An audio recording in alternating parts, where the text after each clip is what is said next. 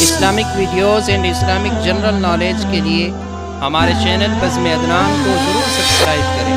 شکریہ.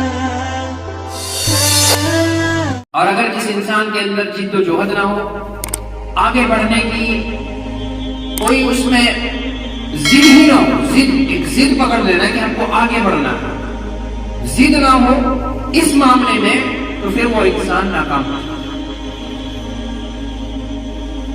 جس طریقے سے چھوٹے عمل میں، تو یہاں تو بہت بڑا عمل ہے، قرآن کی تعلیم کو سیکھنا کوئی چھوٹی چیز ہے، بہت بڑی چیز ہے.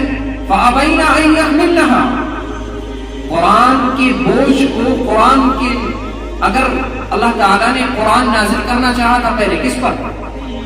پہاڑوں پر. پہاڑ نے کہا یا رب ہم اس کے بوجھ کو برداشت نہیں کر سکتے.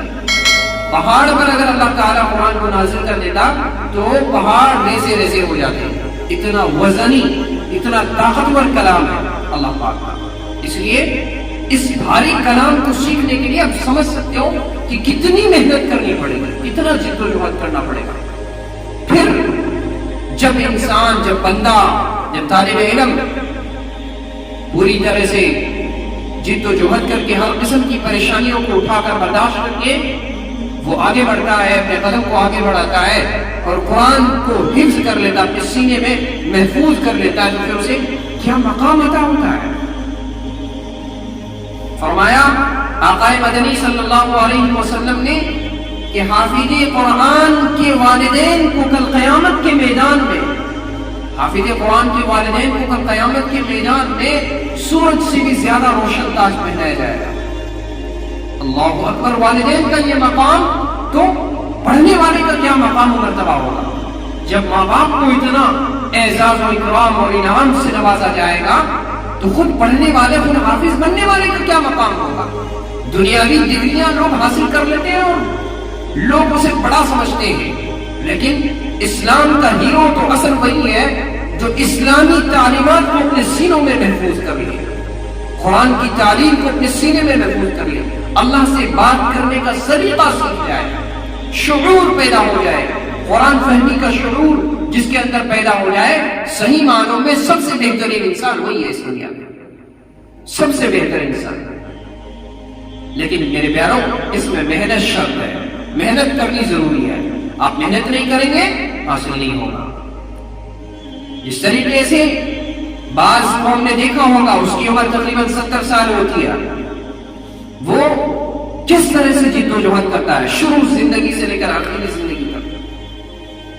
پہلے ہی جب وہ پیدا ہوتا ہے، اس کے بچہ جب پیدا ہوتا ہے، وہ باز کا پرندہ، جب وہ پرندہ کیا کرتا ہے، اپنے بچے کو لے جا کر اوپر لے جا کے چھوڑ دیتا ہے.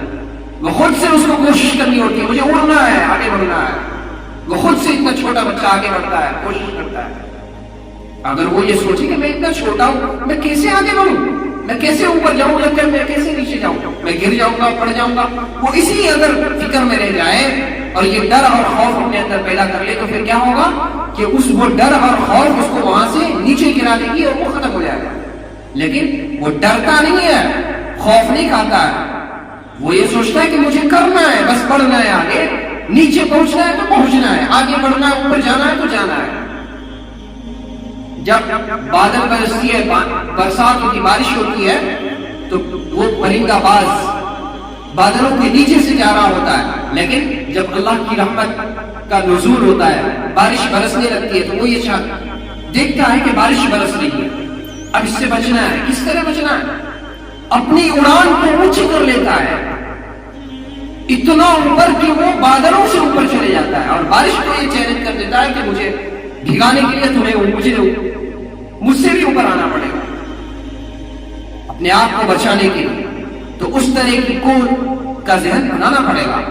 اور پھر اس کی عمر جب 40 کے قریب پہنچتی ہے، بوڑھا ہو جاتا ہے، پنکھ جواب دے دیتے ہیں، اس کے ناخن جواب دے دیتے ہیں، چونچ اس کا جواب دے دیتا ہے، جس سے وہ ایک جھپٹ سے، جن پنکھوں سے ایک جھپٹ مارتا ہے اور مرغی کے چوزوں کو اٹھا لیتا ہے، مچھلیوں کو اٹھا لیتا ہے، زندہ چیزوں کو اٹھا کر کے وہ شکار کر لیتا ہے اس کا. اور آرام سے اپنے گھونسلے میں جا کر کھاتا پیتا ہے. لیکن 40 کے قریب پہنچنے پر اس کی تینوں چیزیں جواب دے دیتی ہیں. پنکھ بھی، چونچ بھی اور اسی طریقے سے ناخن بھی. وہ اس کے سامنے آپشنز رہتے ہیں، کیا کرے؟ اس کے سامنے 3 آپشنز رہتے ہیں کہ یا تو وہ ہار تسلیم کر لے. ہار کیا؟ وہ مرے ہوئے جانور اور ادھر ادھر گرے پڑے جانوروں پر اتفاق کر لے، انہی کو کھا لے، جی لے، بس جیسا چاہے، جہاں ملے، جو ملے، جیسا ملے. لیکن اس کی عادت کے یہ خلاف ہے. وہ ایسے جانوروں کا شکار نہیں کرتا، ایسے جانوروں کو نہیں کھاتا، وہ ایسی چیزوں کو وہ نہیں کھاتا جو مرا ہو، سڑا ہو، نہیں، بلکہ وہ تازہ جانور، تازہ چیزوں کو وہ کھاتا ہے. تو وہ یہ تسلیم کرے کہ ہم ان پر گزارا کر لیں گے. اور دوسرا، وہ اپنے گھونسلے میں رہ جائے اور اپنے آپ کو بوڑھا تسلیم کر لے کہ میری زندگی اب ختم ہے، ہم کچھ نہیں کر سکتے. اور تیسرا آپشن رہتا ہے سب سے کٹھن آپشن کہ وہ اپنے چونچ کو توڑے، اپنے چونچ کو توڑے، اپنے ناخن کو ختم کرے اور اپنے پروں کو نوچ ڈالے.